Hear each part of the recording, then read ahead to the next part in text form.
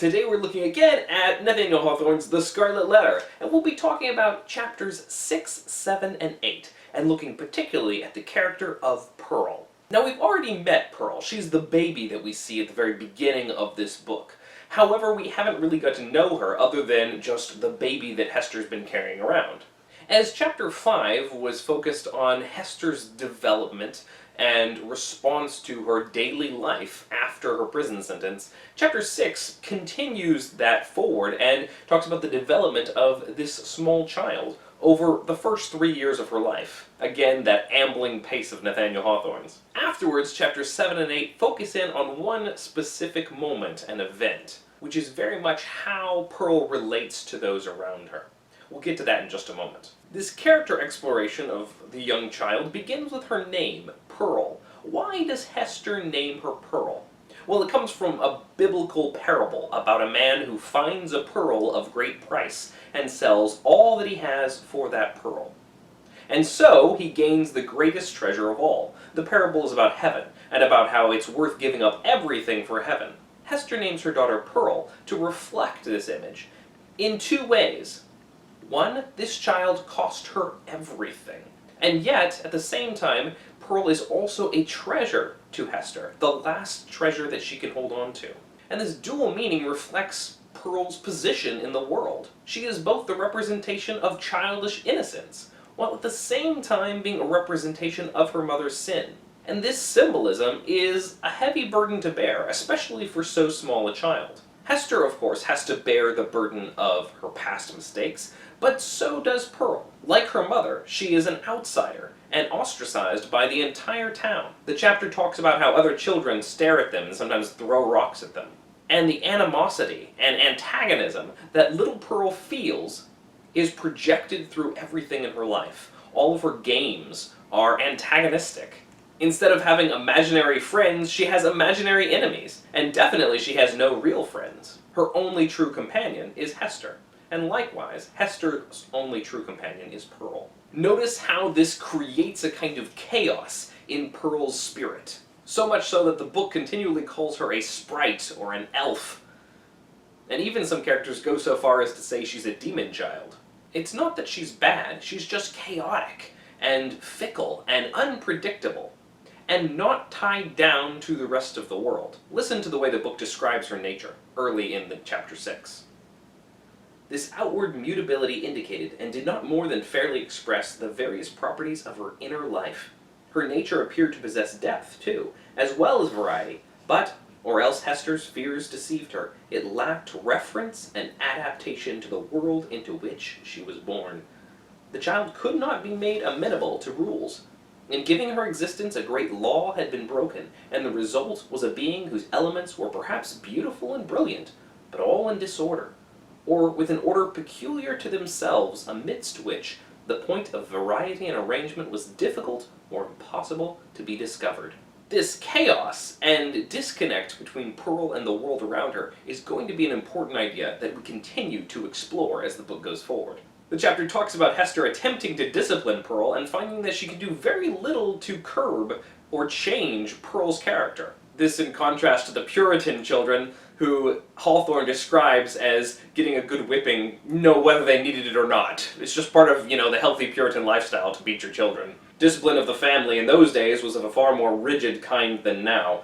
The frown, the harsh rebuke, the frequent application of the rod, enjoined by scriptural authority, were used not merely in the way of punishment for actual offenses, but as a wholesome regimen for the growth and promotion of all childish virtues. I mentioned already the way she felt the antagonism of the world around her, but listen also to the way the book describes her creative forces. That creativity invested in her, which is also found in her mother, and is such a romantic quality.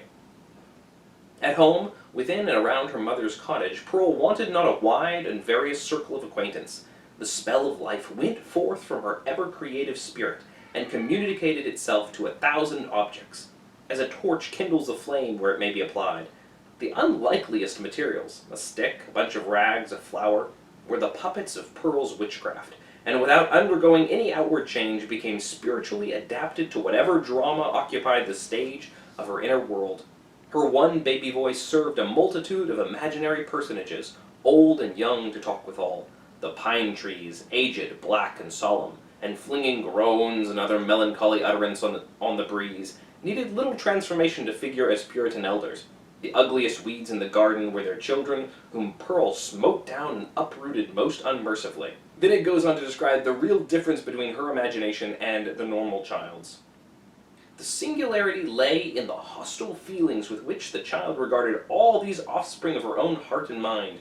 She never created a friend, but seemed always to be sowing broadcast the dragon's teeth, whence sprung a harvest of armed enemies against whom she rushed to battle.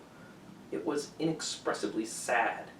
Then what depth of sorrow to a mother, who felt in her own heart the cause, to observe in one so young this constant recognition of an adverse world, and so fierce a training of the energies that were to make good her cause in contest that must ensue.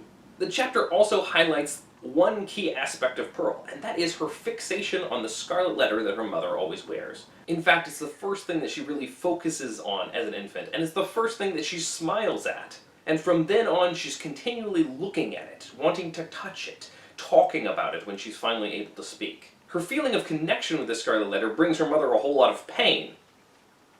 And obviously there's a symbolic connection as well. Pearl is a consequence of her mother's action, as is this letter. And the relationship between Pearl and the letter is going to be an important idea explored throughout this book. At the end of the chapter, Hester seems so overwhelmed by Pearl in this one moment that her child seems otherworldly, like something she does not know the origin of. And when she plays around with Pearl for a moment, asking where Pearl came from, Pearl asks, "Where did I come from?" And Hester gives the appropriate Christian response, "Thy heavenly Father sent thee." But Pearl answers, "He did not send me," she cried positively. "I have no heavenly father." Again, questioning Pearl's connection to a father figure. Hester answers, "Hush, Pearl, hush. Thou must not talk so. He sent us all into the world. He sent even me, thy mother. Then much more thee. Or if not, thou strange and elfish child, whence didst thou come?" Tell me, repeated Pearl, no longer seriously, but laughing and capering about the floor. "It is thou that must tell me." And then the book suddenly introduces the fact that in town some people are talking that maybe Pearl's origin is otherworldly. Maybe she's the child of a devil. And more people are concerned about Hester's custody of Pearl. Which brings us to chapters 7 and 8. In chapters 7 and 8, Hester goes to plead for her child. The town is considering taking Pearl away from her because she's not a fit mother, having been a sinner and now being a symbol for sin. How can she raise a child? And one of the proponents of this argument is the Governor Bellingham.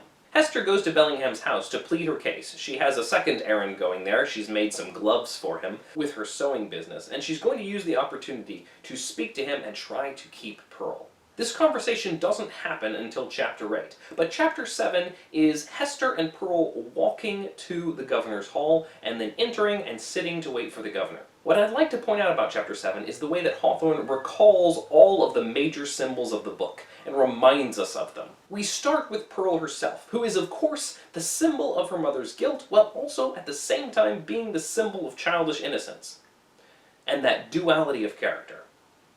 Hester has dressed her in a beautiful scarlet dress, which makes her seem, according to the book, to be the scarlet letter brought to life. In some ways, even more richly embedding the symbolism within little Pearl. After a brief encounter with some Puritan children that Pearl screams at and makes them run away, they come to the governor's house where they see sunshine. Remember how I said that sunlight was symbolic in this book?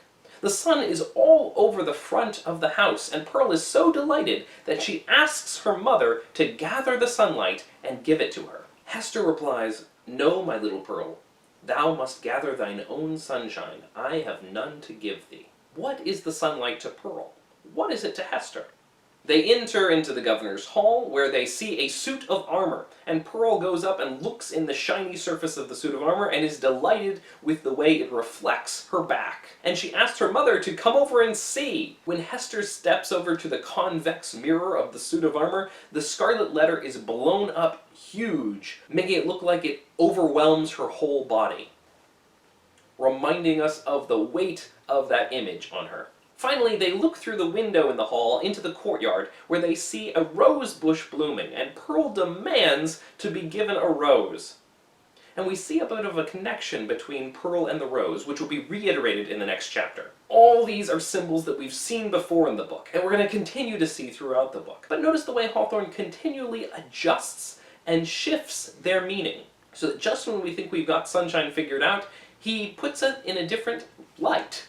At the end of chapter 7, they hear Governor Bellingham and his guests approaching, and Hester tries to get Pearl to calm down and be quiet, and of course, Pearl, being chaotic and capricious, shouts an eldritch screech instead. If you've ever dealt with small children, you know that it's very difficult to get them to do what you want, which is going to be even more important in the next chapter.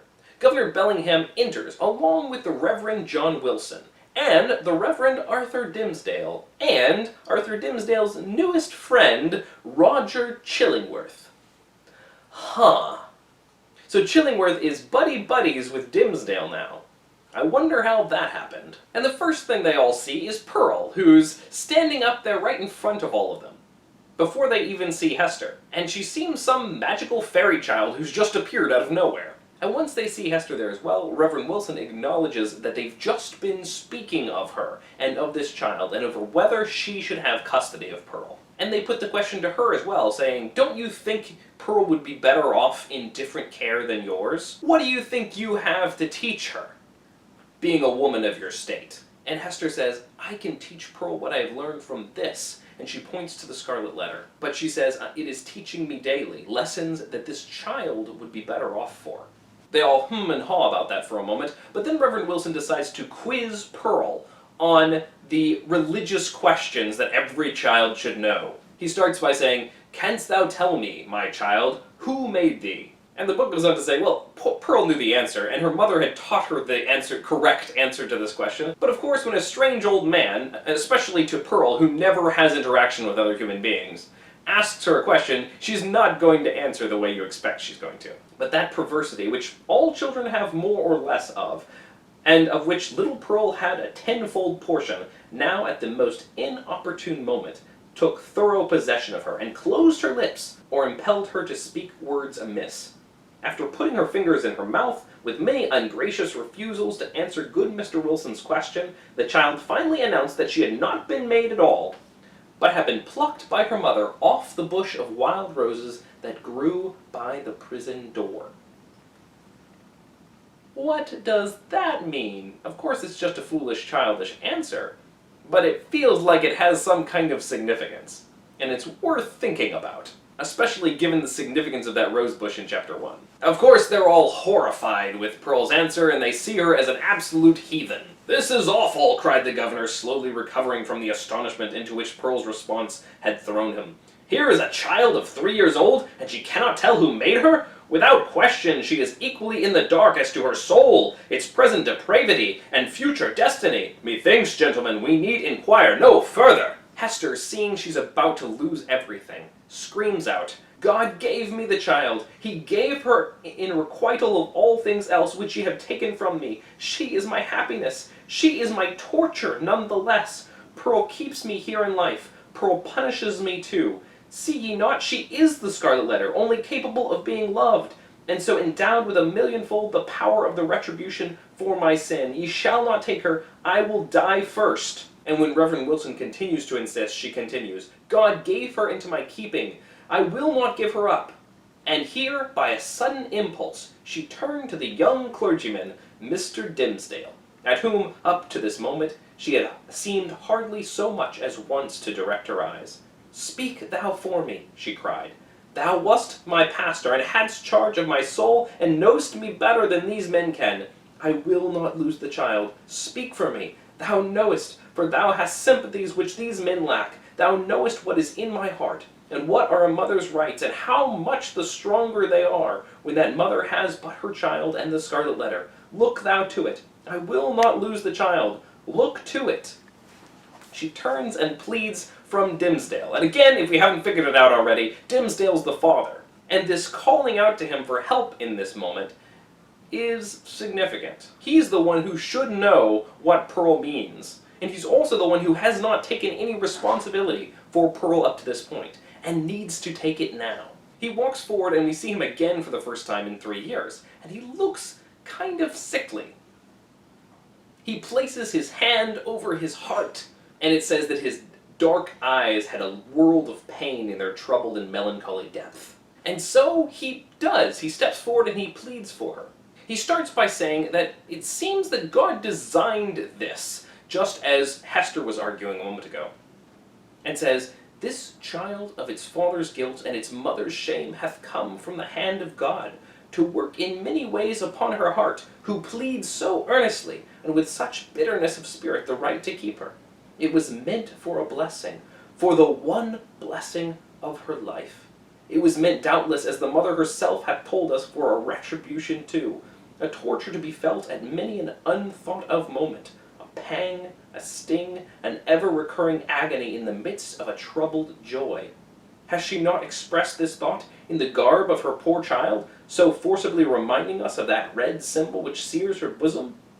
She recognizes, believe me, the solemn miracle which God hath wrought in the existence of that child, and may she feel too what methinks is the very truth, that this boon was meant above all things else to keep the mother's soul alive, and to preserve her from the blacker depths of sin into which Satan might else have sought to plunge her.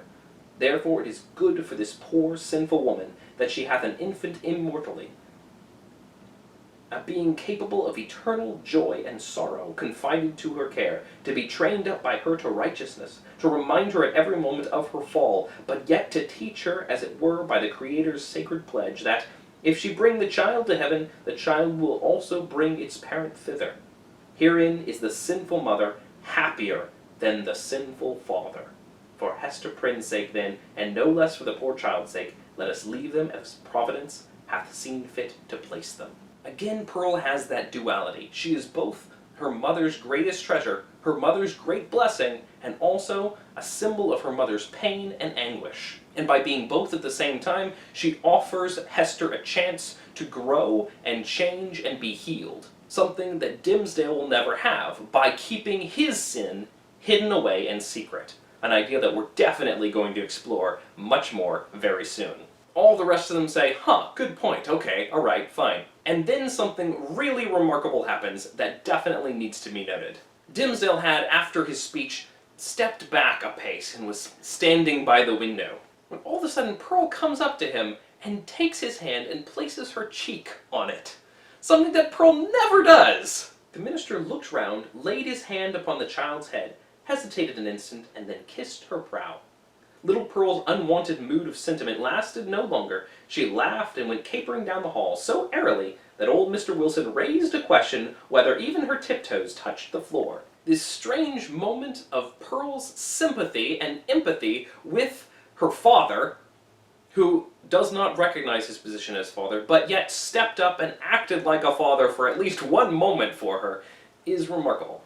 As Hester and Pearl leave the governor's house, Mistress Hibbins, who is Governor Bellingham's sister, who is a witch, like explicitly a witch. And although that it mentions at the very beginning of the book that eventually she's going to be executed for witchcraft, everyone in town mostly seems to ignore the fact that their beloved Governor Bellingham, who's supposed to be this vision of morality, has a sister who's walking around talking about being a witch all the time. Anyway, Mistress Hibbins asks Hester if she wants to go out into the woods with her tonight and hang out with the Black Man.